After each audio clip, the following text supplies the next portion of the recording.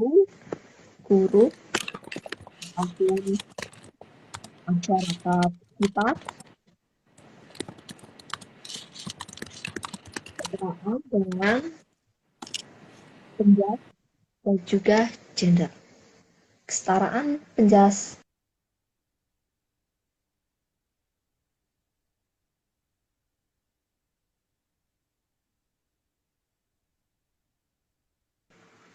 Faizal Baik, Anwar. terima kasih Muhammad Faizal Anwar. Faizal Anwar bertanya nih teman-teman, bagaimana bisa budaya patriarki di Indonesia itu dapat bertahan lama? Wah, bagaimana nih? Mungkin dari teman-teman dari room bisa bertanya ataupun berdiskusi, dan juga dari teman-teman pemateri juga boleh nih menjawab bagaimana sih bisa budaya patriarki di Indonesia itu dapat bertahan lama. Ya Mas Hasa, boleh bertanya Mas Hasa. Gimana teman-teman nih pertanyaan dari Mas Faizal Anwar?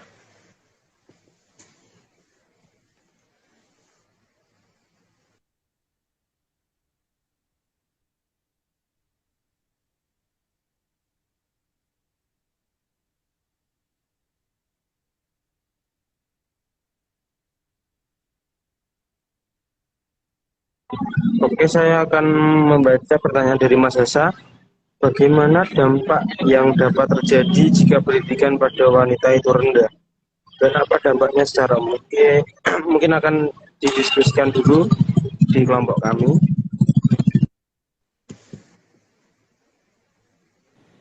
Baik, saya akan menjawab pertanyaan dari Mas Faizal. Bagaimana bisa budaya patriarki di Indonesia dapat bertahan lama?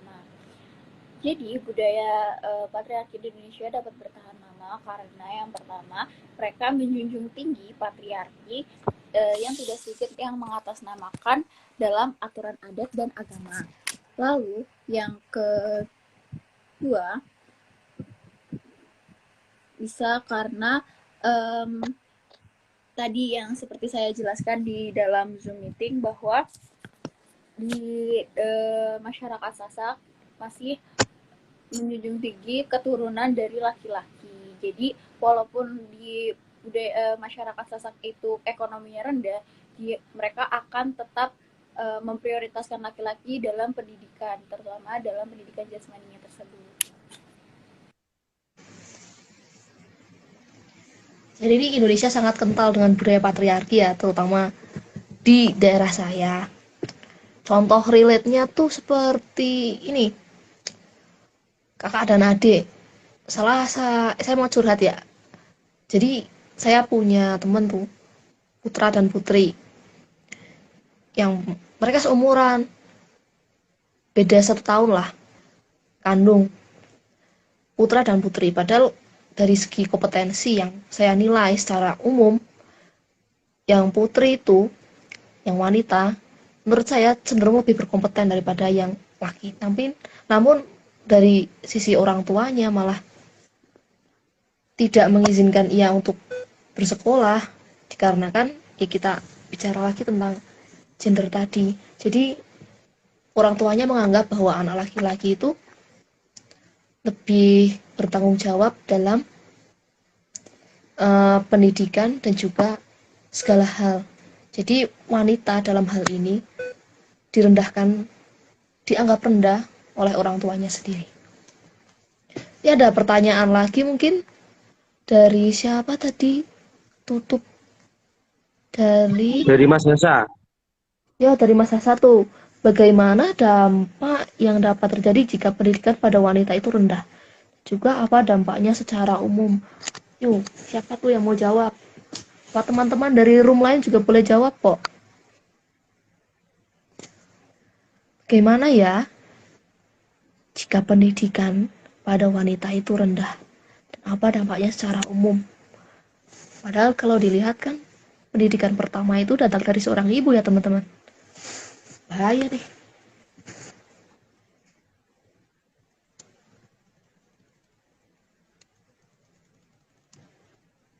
Mungkin Mas Gagas atau Mas Rifan ingin menjawab pertanyaan dari Mas Hasan. mungkin saya akan berpendapat ya,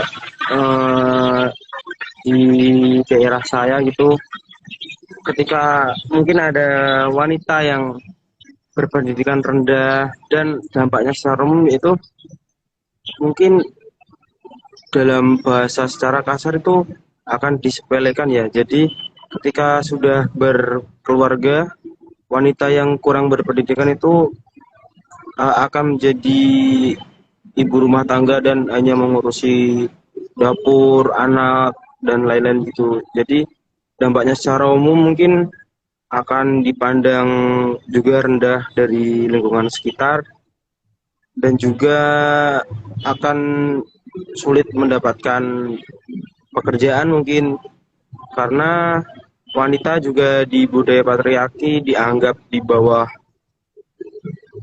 laki-laki gitu. Jadi kurangnya maskulinitas dan dampaknya secara umum juga mungkin itu. Ya, Mas Gegas hilang. Ya, aku mau coba nih jawab ya, Mas Sasa. Jadi, bagaimana dampak yang dapat terjadi jika pendidikan pada wanita itu rendah dan juga dampaknya. Jadi, kita baca menurut penelitian dari Mursidah, bahwa partisipasi perempuan yang rendah pada jenjang pendidikan, khususnya pendidikan tinggi seperti SMA atau SMK, atau bahkan perguruan tinggi, setidaknya ada 3 alasan yang dapat dijelaskan. Yang pertama adalah tidak tersedianya sarana dan prasarana. Yang kedua adalah tingginya biaya pendidikan. Yang ketiga adalah masih adanya norma di masyarakat yang merugikan perempuan, misalnya pandangan yang menyatakan bahwa perempuan itu lebih diperlukan untuk membantu orang tua dan juga menyelesaikan pekerjaan sehari-hari di rumah. Sedangkan laki-laki itu memiliki tanggung jawab yang lebih besar. Akibat dari rendahnya pendidikan bagi perempuan adalah yang pertama ketidakadilan, yang kedua adalah ketimpangan gender yang masih sering terjadi dalam berbagai bentuk. Yang pertama bisa dalam marginalitas terhadap perempuan. Marginalitas itu menempatkan atau menggeser perempuan ke pinggiran. Perempuan dicitrakan sebagai pribadi yang lemah, kurang atau tidak rasional, kurang atau tidak berani sehingga tidak pantas untuk mendapatkan jabatan sebagai pemimpin. Akibatnya perempuan selalu dinomorduakan apalagi nih kalau ada pemilu pasti dinomorduakan. Kesempatan untuk memimpin itu bisa seperti dalam proses pembangunan perempuan yang diikut sertakan tetapi tidak pernah diajak untuk turut mengambil keputusan dalam pendapatnya dan juga jarang didengarkan pendapatnya. Yang kedua adalah dalam keluarga. Perempuan tidak diakui sebagai kepala rumah tangga. Perempuan tidak boleh memimpin dan juga memerintah suami, sekalipun suami tidak dapat memimpin. Sangat aneh sekali. Kemudian, yang ketiga adalah di dalam diri perempuan sendiri terdapat perasaan tidak mampu, insecure, lemah, inferior, dan juga kurang percaya diri. Dan stereotip masyarakat terhadap perempuan. Pandangan atau stereotip masyarakat yakni pembakuan diskriminasi antara perempuan dan juga laki-laki.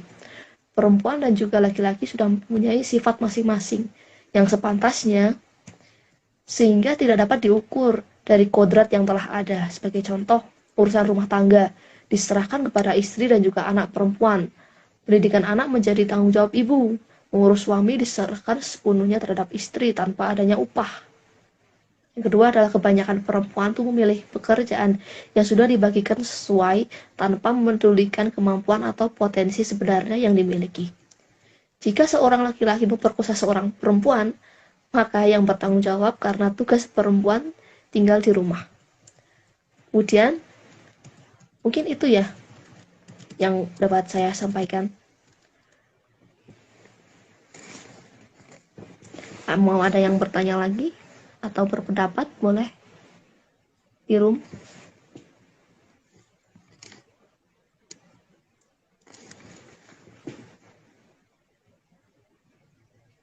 Ih, yang join banyak ya. Mungkin Mas Dama atau yang lainnya yang join live, Mas Pramudia Bagas, Mas Fawas, ada yang mau ditanya tentang tema kita tentang kesetaraan gender dalam pendidikan jasmani?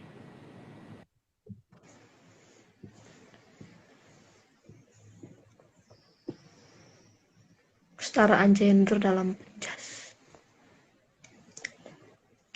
Sudah setara atau belum nih teman-teman? Mbak Jessica Fionita, mungkin ada yang mau ditanyain dengan tema kita tentang kesetaraan gender dalam pendidikan jasmani?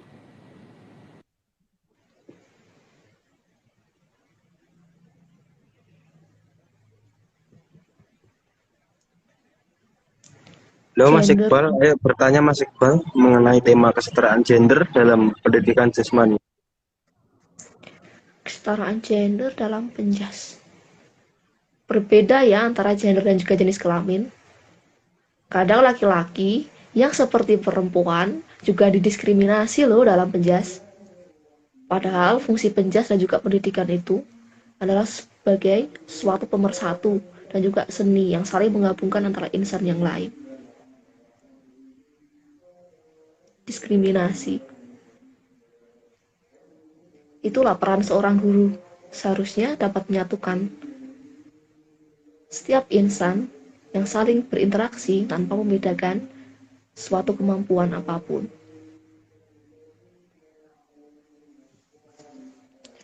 Jadi ini diskriminasi itu nggak hanya antara jenis kelamin laki-laki dan perempuan ya, tapi perempuan yang seperti laki-laki juga kadang didiskriminasi dalam beberapa mata pelajaran.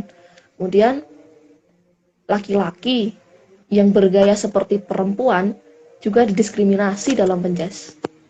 Padahal mereka memiliki kesempatan yang sama, bukan?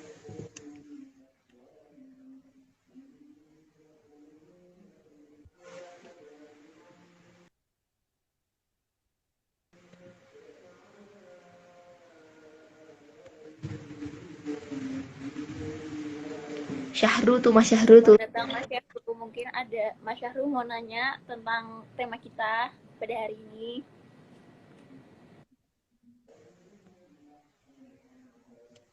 Wanita dan penjas. Ada gak sih guru olahraga di sekolahnya Mbak Kai yang itu tuh perempuan? Ada enggak Mbak Kai? Oh, guru penjas SD saya sih perempuan ya, tapi kalau misalnya SMP, SMA tuh cowok. Rata-rata guru penjas laki-laki yang masih suka membedakan antara perempuan dan laki-laki atau masih menerapkan budaya patriarki dalam pendidikan jasmani. Iya ya, pas dulu aku SMA juga seperti itu. Jadi misal sepak bola kan, aku mau cerita nih curhat-curhat ya. Jadi pas sepak bola tuh, rahasia ya, saya nggak nyebut SMA, SMP ataupun SD mana. Tapi pas saya sekolah dulu, kalau misal lagi main tuh, laki-laki dan perempuan mesti dipisah. Padahal kan seharusnya kan kita memiliki hak yang sama, bukan? Mungkin Mas Gagas, gimana Mas Gagas? Dulu pas masih SMP, SMA mungkin, kalau misal teman-teman yang perempuan lagi pada pembelajaran penjas sukanya dipisah sama guru penjasnya apa enggak tuh? Apa Mas Rifan mungkin? Iya, sering banget. Mungkin juga dari pihak dari kelamin wanita mungkin juga sudah merasa ya, ketika mereka menjalani pelajaran penjas atau PJOA itu sudah merasa dibedakan mungkin ya. Jadi ketika ada pembelajaran suatu olahraga, ketika akan dijadikan satu, mungkin seorang wanita atau cewek-cewek sudah memilih untuk itu ya, ganti baju mungkin atau memilih tidak ikut permainan penjas yang banyak digandrungi seorang cowok gitu ya. Maskulinitas itu sangat terlihat. Jadi mungkin cewek-cewek sudah merasa ketika mereka itu saat penjas itu merasa kurang tertarik gitu dalam penjas. Apalagi jika dalam permainan penjas tersebut digabungkan gitu. Ya apalagi buat olahraga yang ada kontak fisiknya ya Mas Gagas, biasanya tuh Iya. sebagai seorang calon guru bahkan penonton. Aku mau nanya nih Mbak, itu kan dari sudut pandang perempuan ya. Misal si ceweknya nih yang biasanya males Pak, panas, nggak mau olahraga gini. Nah tanggapan nih dari Mbak Mbak Kelly mungkin Mas Gagas, nah itu kan kadang gurunya juga bingung kan. Males Pak, gini, cowok aja yang main. Nah itu kan gimana tanggapan Gitu Mbak Hasna, Mbak Seli. Oke, kita mau berpendapat ya. Kita sebagai seorang perempuan, kita harus berpendapat dan juga berani untuk berbicara.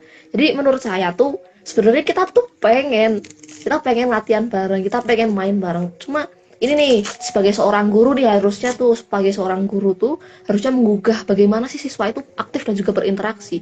Ingat tugas seorang guru, profesionalisme, sikap-sikap seorang guru, afektif rasanya. Jadi, nah inilah kok siswa perempuan lebih males. Nah ini nih sebagai seorang guru, dia harus menyusun sebuah pembelajaran yang interaktif, di mana seluruh siswa dapat berpartisipasi dalam pembelajaran penjas.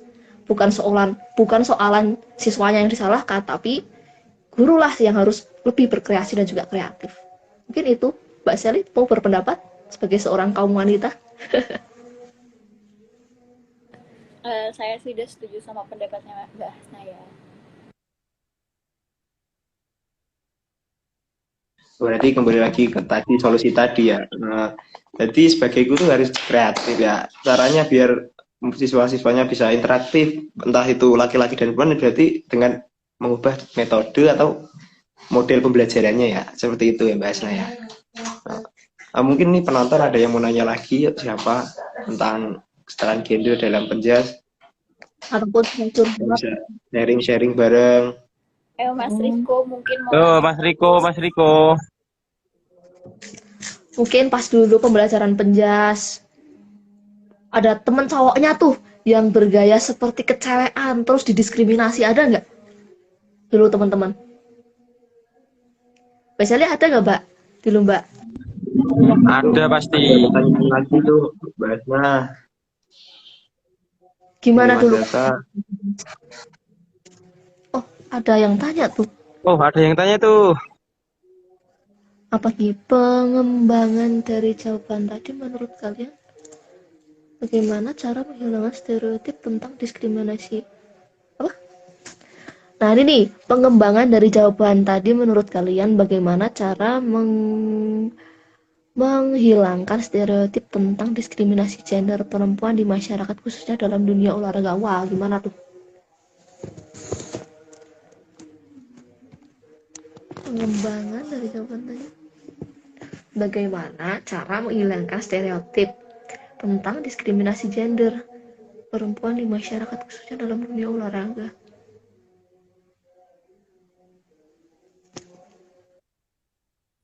Ya, saya mau coba menjawab pertanyaan dari Mas Hasa ya. Bagaimana cara menghilangkan stereotip dengan mendiskriminasikan gender perempuan di masyarakat khususnya dalam dunia olahraga. Jadi yang pertama itu dengan memberikan kesempatan kepada perempuan, memberikan peluang dan kesempatan kepada perempuan dalam mengaktualisasikan dirinya dalam pendidikan jasmani atau berbagai bidang yang lainnya yang ada di masyarakat. Dengan demikian, tidak ada lagi pengecualian dan tidak ada lagi memandang seseorang melalui sifat atau jenis kelaminnya, tetapi melihat bagaimana peran dan jabatan atau kemampuan orang tersebut dari kedudukannya itu yang diberikan maupun diperoleh melalui penilaian kompetensi, skill atau keterampilan yang dimiliki atau keahliannya dalam bidang olahraga tersebut. Itu mungkin Mbak Hasna sama Mas Rifan, Mas Gagas mau menambahkan.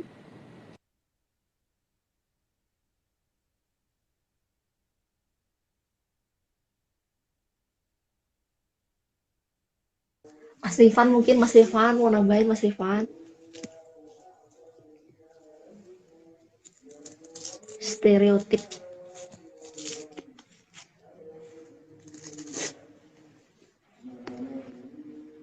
Jadi tuh kalian sadar gak sih, pertama ada perlombaan ataupun olahraga itu pasti didominasi oleh kaum laki-laki. Jadi pertama adanya Olimpik tuh pesertanya tuh laki-laki, terus baru berkembang akhir-akhir ini pada tahun 90-an baru tuh wanita mulai masuk tuh perannya dalam olahraga. Jadi yang pertama memperkenalkan olahraga itu kaum laki-laki. Kemudian kaum perempuan juga ikut berpartisipasi dalam olahraga.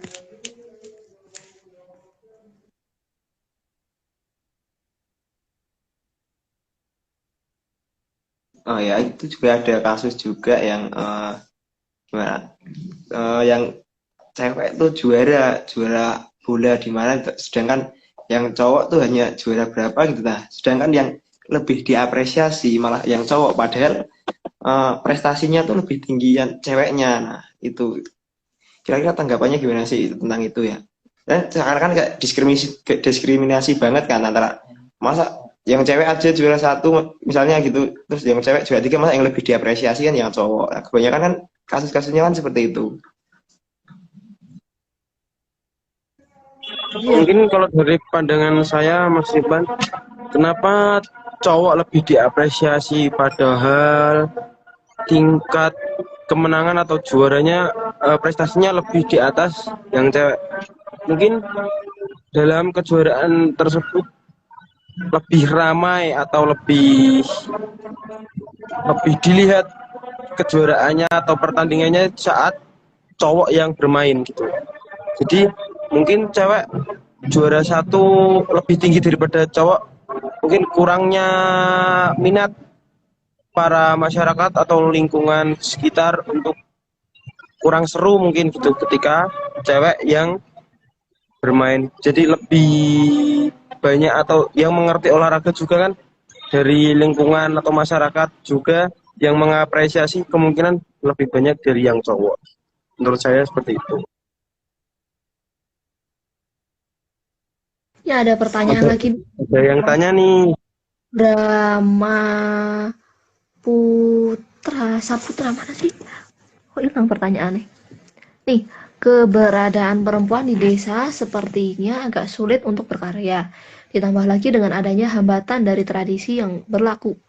Bagaimana cara para perempuan tersebut dapat berkarya dalam olahraga? Wah, keren nih. Aku punya pendapat nih, Mas.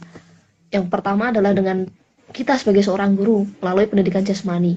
Kan ada tuh event Popda kan? Nah, Popda kan eventnya para guru olahraga. Nah, di sini nih para guru menyeleksi perempuan-perempuan buat ikut Popda. Jadi kan biasanya Popda kan yang ada cuma voli putra. Voli putri itu jarang sekali. Terus basket putra, basket putri jarang sekali. Nah, ini nih sebagai seorang guru olahraga, kita membangkitkan lagi nih minat masyarakat dan juga peserta didik dalam olahraga melalui itu event Popda. Mungkin ada yang mau berpendapat lagi, Mas Ivan, Mbak Kai, Mas Gagas? maaf sinyalnya hilang-hilang teman-teman. Mungkin ada lagi, aku juga punya pendapat baru nih. Di daerahku tuh ada sepak bola wanita. Sepak bola wanita itu didanai dari desa. Jadi sepak bola klub ini tuh sudah lumayan besar lah namanya. Jadi di desa tuh membiayai para perempuan yang mau untuk berlatih sepak bola. Asik tuh. Saya juga ikut dulu. Sekarang enggak. Capek. Dulu dibiayai tuh. Mau dari biaya makan, transportasi, jersey, jaket, semua dibiayai. Bahkan kalau ada kesulitan, dari desa juga mau kok untuk membantu. Sebenarnya tuh perubahan itu bisa dimulai dari kita sendiri sih. Tapi apabila pemerintah ataupun pihak lain ikut membantu, wah pasti lebih sukses itu. Mungkin juga izin berpendapat ya, mungkin juga dapat dengan cara misalkan dari kalangan masyarakat atau lingkungan sekitar dapat mengiming-imingi, apa sih kata lain mengiming, dapat memberitahu gitu ketika ada cewek yang ikut olahraga atau olahraga yang menuju prestasi itu lebih sedikitnya lawan itu, jadi lebih banyak, lebih itu apa namanya, lebih cepat untuk bisa berprestasi, jadi lawannya sedikit, persaingannya juga tidak terlalu ketat ya. Jadi, diiming-imingi bonus ataupun kemenangan, jadi hanya bisa kita ya mengayomi lah, jadi diiming-imingi bonus ataupun kejuaraan apapun itu yang notabene wanita itu sedikit lawan atau persaingannya yang tidak cukup tinggi gitu, jadi mereka mungkin akan tertarik gitu.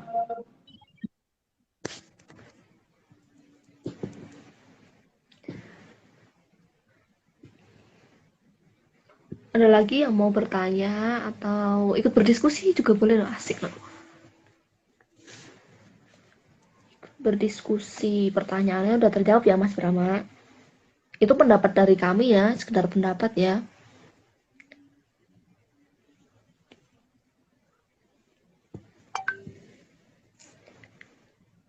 Udah karena waktu sudah menunjukkan pukul 3 ya teman-teman. Jadi karena keterbatasan waktu dan juga untuk waktu sholat juga, kita akan mengakhiri sesi diskusi kita pada siang hari ini. Mungkin itu Bu Asna kesimpulannya dari diskusi ini. Oke, sebentar. Dari kesimpulannya, saya akan membacakan sebuah puisi, yang tadi sudah dibacakan sebenarnya di ruang Zoom, tapi saya akan bacakan lebih ulang lagi. Saya harap puisi ini akan bermakna terutama buat teman-teman sekalian ataupun dari seorang calon guru, terutama guru sih yang sudah senior kan. Jadi gini, budaya patriarki, sebuah budaya yang menempatkan wanita pada posisi dan juga kesempatan di bawah pria. Kenapa sih harus wanita yang selalu di bawah? Sebagai seorang calon atau seorang guru penjas, bukankah perbedaan itu indah? Disitulah seharusnya kita berperan dalam menyatukan semua jenis perbedaan. Bukan soalan kau kuat atau aku yang lemah, atau aku yang kuat dan kau yang lemah. Tetapi bagaimana kita secara bersama dapat menikmati kebersamaan dan juga kegembiraan yang mutlaknya tercipta dalam sebuah seni yang disebut pembelajaran, tanpa membedakan setiap insan yang saling berinteraksi. Mungkin cukup sekian kesimpulan kita yang dituangkan melalui puisi. Terima kasih yang udah join. Terima kasih teman-teman yang sudah join live dan bertanya. Foto dulu dong. Foto dulu guys, screenshot. Satu dan Mas Ripan, kameranya mana Mas Ripan? Oke. Bye. Dadah. Bye-bye. Izin live ya. Izin keluar. See you, Mas Ripan.